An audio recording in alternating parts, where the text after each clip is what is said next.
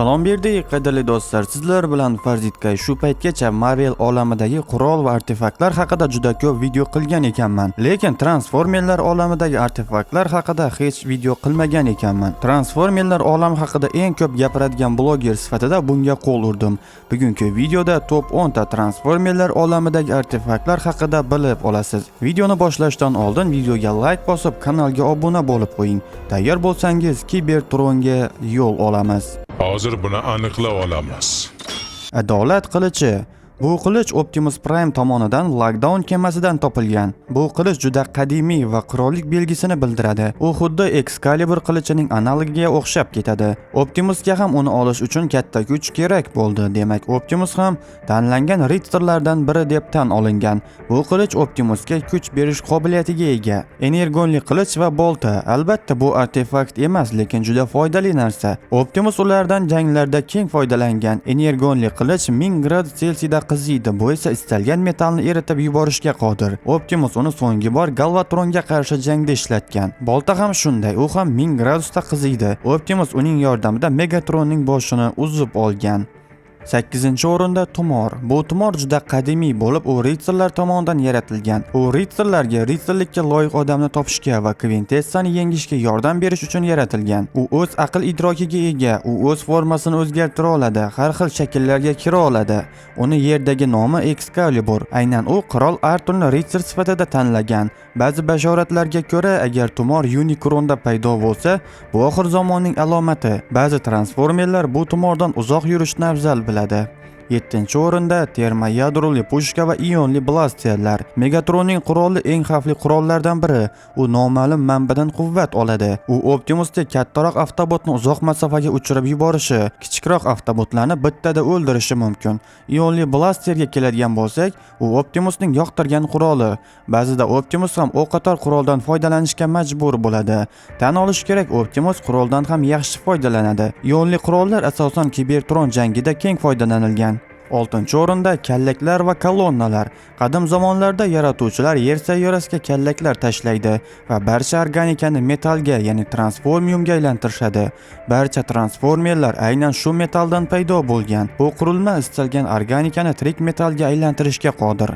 Kolonnalar esa sodda qilib aytganda ko'prik vazifasini bajaradi. Kolonnalar koinotning istalgan joyiga eshik ochishi mumkin. Uni Sentinel Prime yasagan. Uni faqat Sentinel Prime ishga solishi mumkin.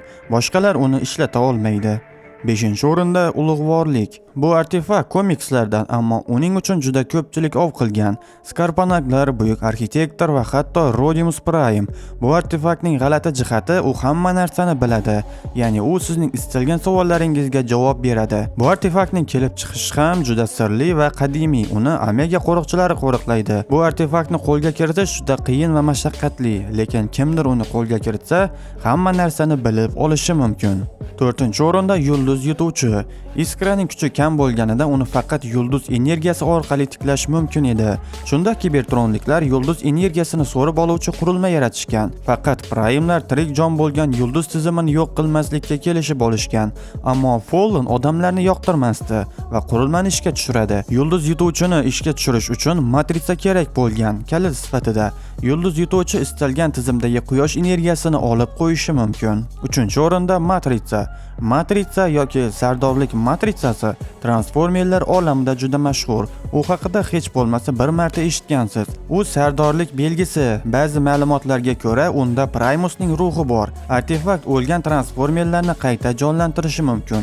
Bu bilan uning egasi o'lmas bo'lishi mumkin. Sababi matrica egasining yaralangan qismlarini qayta tiklashi mumkin. Matrica Unicron qattiq qo'rqadigan artefaktlardan biri. 2-o'rinda hassa. Hassada aql bovar qilmas kuch bor. U Quintessaga tegishli bo'lgan. Uning yordamida Quintessa Cybertron sayyorasini osongina boshqarishi mumkin edi. Hassa asosan boshqa sayyoralar energiyasini tortib olish uchun mo'ljallangan. Keyinchalik Hassa yaqin Riddlerlar tomonidan o'g'irlab ketilgan va asrash uchun Merlinga berilgan. U ham o'z hajmi va massasini o'zgartirishi mumkin. Koinotning istalgan joyiga portal ochishi mumkin. Uning egasi yuqori texnologiyalar haqida bilimga va Quintessaning kuchiga egalik qiladi. 1-o'rinda Iskra yoki kub. Iskraning paydo bo'lishi bizga noma'lum, lekin u Primus va Unicrondan ham oldin paydo bo'lgan. Ba'zi joylarda uni qayta tirilish uchun, ba'zi joylarda esa sayyorani tiklash uchun ishlatishadi. U o'zida katta qudrat va quvvatni jamlaydi. Hech kim u haqida to'liq bilmaydi, hatto eng qari transformerlar ham. Sababi u barcha transformerlardan oldin paydo bo'lgan. U yangi dunyolar barpo eta oladi. Polanning aytishi bo'yicha kubni yo'q qilishning iloji yo'q. U shunchaki ko'rinishini o'zgartiradi. Inson aqli va istalgan boshqa predmetga o'z ma'lumotini tashishi mumkin. Do'stlar, bugungi video shulardan iborat edi. Agar transformerlar olami haqida ko'proq ma'lumot bilishni istasangiz, hoziroq kanalimga obuna bo'ling. Shu o'rinda Telegram kanalimni ham eslatib o'tmoqchiman. Telegram kanalimga ham obuna bo'ling. U yerda eng so'nggi kino yangiliklaridan boxabar bo'lib borasiz. Keyingi videolarda uchrashguncha do'stlar.